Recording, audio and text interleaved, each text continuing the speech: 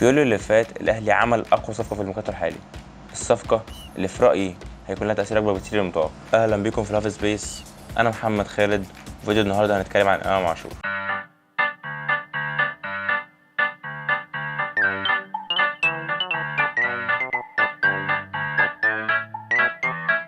امام عاشور بيعتبر واحد من اهم اللعيبه في مصر في الوقت الحالي. تعاقد الاهلي معاه بيعني اضافه جوده كبيره للفريق، والسبب اللي مخليني بشوف امام هيحقق اكتر من المتوقع هو اني شايف الناس مش مقدره امام بالشكل الكافي. ازاي الناس مش مقدره جوده امام؟ لانه غالبا امام عاشور مربوط في الدماغ بالتسديدات، دايما بيتشاف على انه لاعب شويط وبس، لكن في الحقيقه هو عنده اكتر من كده بكتير. التسديدات ممكن فعلا تكون ميزه مهمه عند امام عاشور، لكنها مش الاهم. والحقيقه ان امام عاشور عنده ميزات كتيره فنيا بتخليه من اهم لعيبه جوه مصر، يمكن جوه القاره كلها. وفي الفيديو ده هنستعرض اهم مميزات امام عاشور كلاعب وسط محور عشان نقدر نشوف الجوده اللي هيضيفها الفريق الاهلي. وواحد من اهم الصفات اللي لازم تكون في لاعب الوسط انه يكون دايما بيطلب الكوره، يكون دايما متيح نفسه لزمايله اللي معاهم الكوره عشان يستلم منه. امام عاشور من اللعيبه اللي دايما بتطلب الكوره. بحسب سوفا سكور امام بيعمل معدل 65.9 لمسه في الماتش الواحد، مقارنه بلعيبه الاهلي فهو بيعمل لمسات اكتر من حمدي فتحي وقفشه، وفوق عليه فقط اليو ديانج. وبرده من اهم مهاراته المطلوبه في لاعب الوسط ان يكون بيقدر يعمل سويتش اند تيرن او الدوران بالكوره اللي بيتيح له يفتح لنفسه زاويه تمرير جديده ويتخطى الضغط. وبرده امام عاشور متمكن من المهاره دي. خلينا نشوف الحالات اللي بتوضح ده. هنا امام عاشور بيستلم الكوره في موقف مزنوق جدا، مضغوط من كذا لعيب من لعيبه بيراميدز، بيقدر يلف بالكوره يلعبها في الناحيه الثانيه في المساحه عند عبد الشافي. مره ثانيه امام عاشور بيستلم الكوره من دفاع الزمالك، مضغوط عليه باكتر من لاعب من الاهلي، لكن بيقدر يعمل دوران بالكوره يخطى الضغط. وبرده من اهم مهارته المطلوبه في لاعب الوسط هي قدرته على البول كارينج او الحمل التقدمي للكوره، واللي بيتيح له يتخطى ضغط الخصم ويسحب فريقه لقدام. في فريق الاهلي كله مفيش غير اليو ديانج بس اللي مميز في التقدم بالكوره، دلوقتي اضاف امام عاشور اللي هو افضل بول كارير في مصر كلها. هنا الكوره مع امام عاشور في نص الملعب تحت ضغط كذا لاعب من بيراميدز، بيهرب امام عاشور بالضغط ويتقدم بالكوره، بيعمل شيلدنج للكوره بدراعه عشان يمنع اي لاعب من بيراميدز انه يوصل للكوره، بيدخل منطقه الجزاء وياخد ضربه جزاء. في الحقيقه رغم ان ديانج ممتاز في نقطه الحمل التقدمي بالكوره، لكنه عنده مشكله في القرارات اللي بياخدها واللي مش دايما بتكون صح. لكن في المقابل امام عاشور ساحب قرارات متميزه في اتخاذ القرار. ومن الحاجات اللي بتوضح جوده امام عاشور في اتخاذ القرار هي احصائيات امام في الكرات الطوليه والكي باسز، اللي هي اكبر مؤشر ممكن نوضح بيه جوده امام في التمريرات اللي بتقدم بالفريق في الملعب. بحسب سوفا سكور امام بيعمل معدل 3.9 كره طوليه في الماتش الواحد، وده معدل اكبر من اللي عمله قفشه وديانج وحمدي فتحي.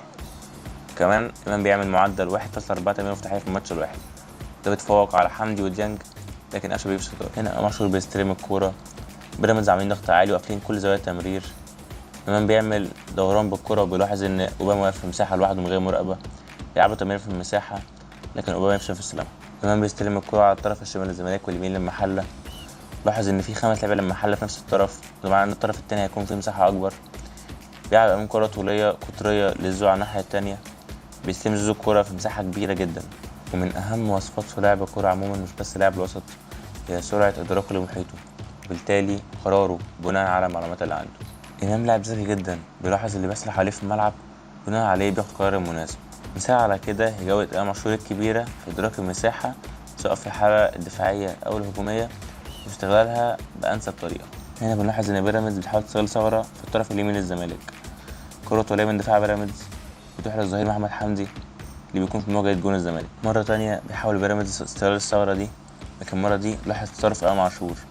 امام عاشور بيلاحظ المساحة اللي جنب حمزة المسلوسي، بتلاقيه بيعمل انطلاقه جنب حمزه المسلوسي، بتلعب الكره الطوليه من دفاع بيراميدز، لكن المره دي امام عاشور بيكون موجود في المساحه وبيحاول يعمل تاكلينج. هنا حاله تانية لاحظ الاهلي بيعمل تحول هجومي على دفاع الزمالك وفي مساحه كبيره ورا دفاع الزمالك، بيروح حسين شحات من دفاع الزمالك وبيروح في المساحه دي، لكن امام عاشور بيكون موجود وبيعمل تاكلينج وبيقطع الكوره. هنا لقطه توضح استغلال امام عاشور للمساحات هجوميا.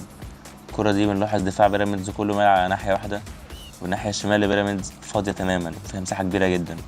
امام عاشور بيطلب الكوره في المساحه بيتحرك فيها، تلعب له الكوره يلعبها بعرضيه من لمسه واحده وبيسجل عمر سعيد جون الزمالك.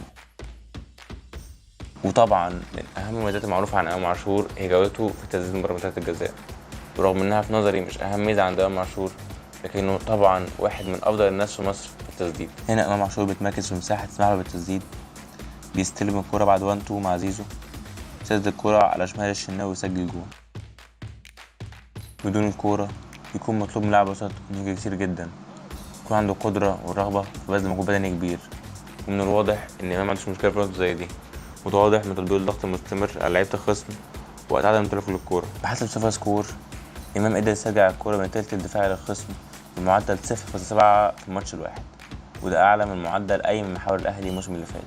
وده شيء مبهر من إمام، خصوصا إن زمالك فريرة اللي كان في فترة إمام مكانش فريق بيدفع الضغط العالي وساعات الكورة بسرعة. هنا الكورة مع لاعب محل حميد ماو، مجرد ما بيستلم الكورة بيضغط عليه إمام عاشور، ترجع الكورة للحارس، بيكمل إمام عاشور ضغط على الحارس، بيضطر الحارس يلعب كرة عالية وطولية. ومن أهم الصفات المطلوبة في لاعب محور ويمتلكها إمام عاشور هي القدرة على الفوز بالكرة التانية.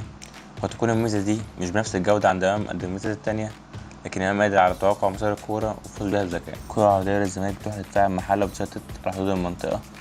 إمام عاشور بيكون واقف على حدود المنطقة ويقدر يكسب الكرة التانية ويسترجع استحواذ الزمالك. الكرة عند دفاع الزمالك بيشتتها مدافع الزمالك بدماغه، بتروح الكرة عند إمام عاشور اللي بيستلم الكرة التانية ويحافظ على الاستحواذ للزمالك. وبكده نكون خلصنا كلام عن إمام عاشور. شخصيا شايف إن الأهلي عمل تعاقد كبير مع لاعب يمتلك كل الميزات المطلوبة في مركز المحور وبدون أي عيوب واضحة. وشايف برضو إن إمام عمل إضافة كبيرة لمسيرته بالانضمام لفريق بينافس على البطولات الكبيرة باستمرار، في وجود مدرب قادر يستغل كل قدراته وبالتالي يظهر بشكل أحسن ويطور من أدائه. وفي النهاية كل الكلام ده اتحط تحت التوقع، لأن إمام لسه ما عملش أول مشاركة له بتيشيرت الأهلي، ومشفناش دوره هيكون إيه مع الفريق.